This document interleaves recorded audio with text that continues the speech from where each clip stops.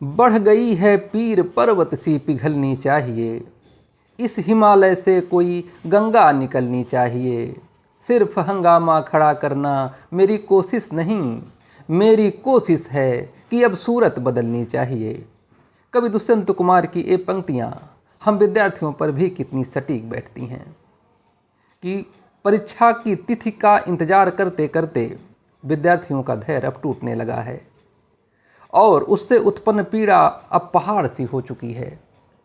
कोई रास्ता नहीं है हमारे पास कि हम परीक्षाओं को जल्दी करा सकें। हम विवश हैं धैर्य इंतजार करने के लिए।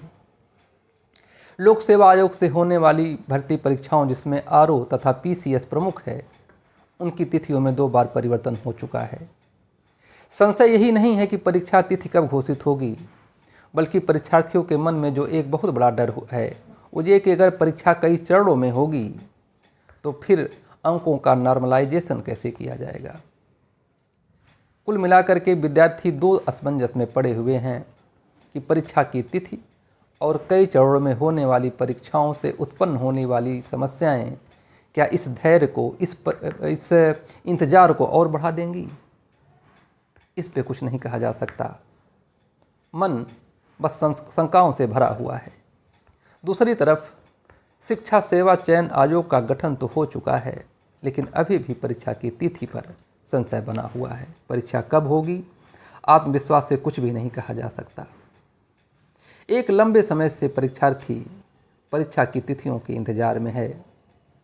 उच्च शिक्षा सेवा चयन आयोग से होने वाली असिस्टेंट प्रोफेसर की परीक्षा से लग रहा था कि कम से कम 2 साल पहले ही पूरी हो जाएगी और परीक्षार्थी नियुक्ति पाकर असिस्टेंट प्रोफेसर बन जाएंगे। यह स्वप्न देखने वाले विद्यार्थी वो इंतज़ार करते करते आज 2.5-3 साल हो गए। इसी तरह से पीजीटी और टीजीटी की परीक्षाओं का इंतजार करते हुए विद्यार्थी भी कुंठा के शिकार हो रहे हैं। इस पर कहने के लिए मेरे पास कुछ भी नहीं है और शायद किसी के पास कुछ भी नहीं है लीपापोती करने के सिवा, लेकिन फिर भी हमें तैयारी करना है, हमें इंतज़ार करना ही है, तो पॉजिटिव बने रहना है। और इसलिए एक शायर की बात से मैं अपनी बात समाप्त करता हूँ कि जितनी बड़ी इच्छा होगी उतना ही परीक्षा भी कठिन होगी।